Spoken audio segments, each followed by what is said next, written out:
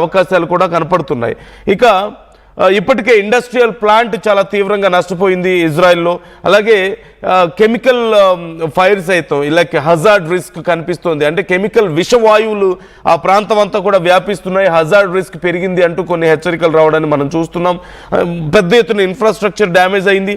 అలాగే చాలా పెద్ద ఎత్తున ఎవాక్యుయేషన్స్ జరుగుతున్నట్లుగా తెలుస్తుంది. టెల్ అవీవ్లో ఉన్నటువంటి చాలా ప్రాంతాల్లో ఎవాక్యుయేషన్స్ జరుగుతున్నాయంటూ వస్తున్నటువంటి వార్తలు, కొన్ని వేల మందిని ఇతర ప్రాంతాలకు తరలిస్తున్నారు అంటూ కూడా తెలుస్తుంది. ఇన్ లాస్ట్ 24 అవర్స్ ఒకరు ప్రాణాలు కోల్పోయారు, ఇద్దరు ప్రాణాలు కోల్పోయినట్లుగా తెలుస్తుంది. అనేక మంది గాయపడ్డారు. సుమారుగా 50 మందికి పైగా తీవ్రంగా గాయపడ్డట్లుగా తెలుస్తుంది. ఒక్కసారి మీరు అక్కడ ఉన్నటువంటి విజువల్స్ చూడొచ్చు. ఇజ్రాయెల్లో ఉన్నటువంటి కీలకమైనటువంటి ఇండస్ట్రియల్ ఏరియాస్ మొత్తం డెస్ట్రాయ్ చేస్తుంది ఇరాన్ ఈ దాడుల్లో పెద్ద ఎత్తున. మరోవైపు ఇటు హౌతీలు కూడా ఈ దాడులకు పాల్పడుతున్నట్లుగా సమాచారం అందుతోంది. హౌతీల సపోర్ట్ హెజ్బొల్లా కూడా ఇప్పుడు మరిన్ని దాడులు చేయడానికి ప్లాన్ చేసుకుంటున్నట్లుగా తెలుస్తోంది. ఇప్పుడు ప్రాక్సీలను కూడా రంగంలోకి దించిన నేపథ్యంలో ఇజ్రాయెల్లో మరిన్ని దాడులు జరగవచ్చనే అనుమానాలతో టెల్ అవీవ్ నుంచి కొన్ని వేల మందిని ఎవాక్యుయేట్ చేయిస్తున్నట్లుగా మనకు తెలుస్తుంది. You can see that visual. ఒకసారి ఆ విజువల్ చూడండి. ఇజ్రాయెల్లో ఉన్నటువంటి కీలకమైనటువంటి ఇండస్ట్రియల్ సెక్టర్ తీవ్రంగా నష్టపోయింది. చాలా పెద్ద ఎత్తున అక్కడ మంటలు ఎగిసిపడుతున్నాయి. చాలా ప్రాంతాల్లో ఈ విషవాయువులు కూడా స్ప్రెడ్ అవుతున్నాయంటూ వార్తలు మనం చూస్తున్నాం. ఇక మరోవైపు ఈవెన్ యుఎస్ అండ్ ఇజ్రాయెల్ కూడా ఇరాన్ మీద గత 24 గంటల్లో చేసినటువంటి దాడులతో ఇరాన్ సైతం చాలా తీవ్రంగా నష్టపోయింది. ఈవెన్ ప్రాక్సీల సపోర్ట్ తీసుకోవాల్సిన అవసరం వస్తుంది. ముఖ్యంగా ఇరాన్లో ఉన్నటువంటి మిజైల్ లాంచ్ సైట్స్, అలాగే ప్రొడక్షన్ ఫెసిలిటీస్, ఈ missile production facilities and launch pads, launch సైట్స్ని తీవ్రంగా దెబ్బ కొట్టినటువంటి పరిస్థితి కనపడుతోంది. మొత్తం 29 మిజైల్ లాంచ్ సైట్స్ దెబ్బతిన్నాయి ఇన్ లాస్ట్ 48 అవర్స్. అలాగే 4 major production centre like Khojir, అలాగే పార్షిన్ లాంటి ప్రాంతాలు కూడా చాలా తీవ్రంగా దెబ్బతిన్నట్లుగా తెలుస్తుంది. ఈ ప్రాంతాల్లో ఇరాన్కి సంబంధించినటువంటి ఈ satellite launching stations and missile launching stations and missile production sites ఉన్నట్లుగా తెలుస్తుంది కంపెనీస్. సో వీటి మీద చాలా తీవ్రమైనటువంటి దాడులు జరిగాయి. మొత్తం 4 ప్రొడక్షన్ సెంటర్స్ దెబ్బతిన్నాయి. వాటిలో కోజీర్ అండ్ పార్షిన్ అనేవి చాలా కీలకమైనటువంటి ప్రాంతాలుగా తెలుస్తుంది. ఇవి దెబ్బతిన్న తర్వాతనే ఇప్పుడు ఈ హౌతీలను కూడా ఇక రంగంలోకి దించినట్లుగా తెలుస్తుంది.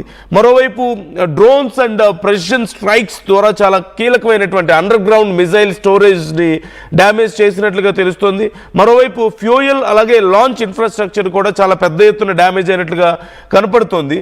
దీనివల్ల అప్రాక్సిమేట్లీ మిజైల్ క్యాపబిలిటీ, ఇప్పుడు మిజైల్స్ని ప్రయోగించేటువంటి క్యాపబిలిటీ అరౌండ్ 30% వరకు తగ్గిపోయింది ఇరాన్కి అంటూ తెలుస్తుంది. And at the same time production కూడా చాలా ఫాస్ట్గా పెద్ద ఎత్తున డ్యామేజ్ అయిపోయింది కాబట్టి ప్రొడక్షన్ స్పీడప్ కూడా తగ్గిపోయినట్లుగా తెలుస్తుంది. అండ్ రిటాలియేటరీ అటాక్స్ అరౌండ్ 90% తగ్గాయి అంటున్నారు. ఇది చాలా పెద్ద లాస్ ఇరాన్కి. రిటాలియేటరీ అటాక్స్ అనేవి 90% తగ్గిపోయాయి అంటే Iran is not in a state to retaliate to their missiles or any drone attacks. Israel and America చేస్తున్నటువంటి మిజైల్ అటాక్స్కి వాటిని అడ్డుకోవడంలో ఇరాన్ ఫెయిల్ అవుతుంది. అంటే డైరెక్ట్గా అవి లాంచ్ అయిన తర్వాత డైరెక్ట్గా టార్గెట్ని హిట్ చేస్తున్నటువంటి పరిస్థితి కనపడుతుంది. మధ్యలో వీటిని బ్లాస్ట్ చేయలేకపోతుంది, రిటాలియేట్ చేయలేకపోతుంది ఇరాన్. అండ్ ఇమ్మీడియట్గా మళ్ళీ తిరిగి మిజైల్స్ని ప్రయోగించడం కానీ లేదంటే డ్రోన్స్ని ప్రయోగించడానికి చాలా తీవ్రమైనటువంటి నష్టం వల్ల లేట్ అవుతున్నట్లుగా తెలుస్తుంది. ప్రొడక్షన్ కూడా చాలా భారీగా తగ్గిపోయినట్లుగా తెలుస్తుంది. ఈవెన్ ఇరాన్లో సైతం సుమారుగా 10 మంది వరకు ప్రాణాలు కోల్పోయారు అంటూ తెలుస్తుంది. ఈవెన్ ఇందులో కొంతమంది సివిలియన్స్ కూడా ఉన్నారు. ఇన్ లాస్ట్ 24 అవర్స్ 10 మంది వరకు ప్రాణాలు కోల్పోతే ఇందులో ఎక్కువ మంది సివిలియన్స్ ఉన్నట్లుగా తెలుస్తుంది. మరోవైపు ఈ లాస్ట్ 48 అవర్స్లోనే అరౌండ్ 6 to 7 యుఎస్ సోల్జర్స్ కూడా ప్రాణాలు కోల్పోయారు అంటూ తెలుస్తుంది. సౌదీ బేస్లో యుఎస్ ట్రూప్స్ చాలా తీవ్రంగా గాయపడ్డారు. సౌదీ బేస్లో సైతం ఈ ఇరాన్ దాడులు చేయడం మనం చూస్తూ ఉన్నాం. సో యమన్ హౌతీస్ కూడా ఇప్పుడు ఇజ్రాయెల్ మీద డైరెక్ట్ అటాక్స్కి దిగుతుండడం, ప్రాక్సీలను ఇప్పుడు ఇరాన్ రంగంలోకి దించుతుండడం అతిపెద్ద నిర్ణయంగా కనపడుతోంది. ఈవెన్ హెజ్బొల్లా నుంచి కూడా మరిన్ని దాడులు జరిగేటువంటి అవకాశాలు కనపడుతున్నాయి. ఈ నేపథ్యంలో ఇప్పుడు ఇజ్రాయెల్కి మరింత తీవ్రమైనటువంటి నష్టం, ముఖ్యంగా బోర్డర్స్లో చాలా డెస్ట్రాయ్ అవుతున్నట్లుగా తెలుస్తుంది. మరిన్ని కెమికల్ ఫ్యాక్టరీస్ అలాగే పవర్ స్టేషన్స్ని కూడా ఇరాన్ టార్గెట్ చేసుకుంటున్నట్లుగా కనపడుతుంది. మరోవైపు అంతర్జాతీయ స్థాయిలో I'm trying to show you some video. Iran వరుసగా ఎక్కడెక్కడ దాడులు చేస్తోంది అనేది, కొంతవరకు గల్ఫ్ దేశాల మీద దాడులు తగ్గినప్పటికీ బట్ స్టిల్ గత 48 అవర్స్లో ఇటు ఖతార్ అలాగే కువైట్ మీద కొన్ని టార్గెట్స్ రీచ్ అయినట్లుగా కనపడుతుంది. అయితే కొంత స్లో అయినట్లుగా కనపడుతుంది గల్ఫ్ దేశాల మీద. బట్ స్టిల్ ఇరాన్ ఇజ్రాయెల్ మీద ఎక్కువ ఫోకస్ చేస్తున్నట్లుగా మనకి కనపడుతుంది. ఇజ్రాయెల్, మరోవైపు లెబనాన్ కూడా ఇప్పుడు ఈ దాడులోకి దిగే అవకాశం ఉందని, అలాగే ఇప్పటికే మనం చూస్తున్నాం హౌతీలు ఈ దాడులు చేయడాన్ని మనం చూస్తూనే ఉన్నాం.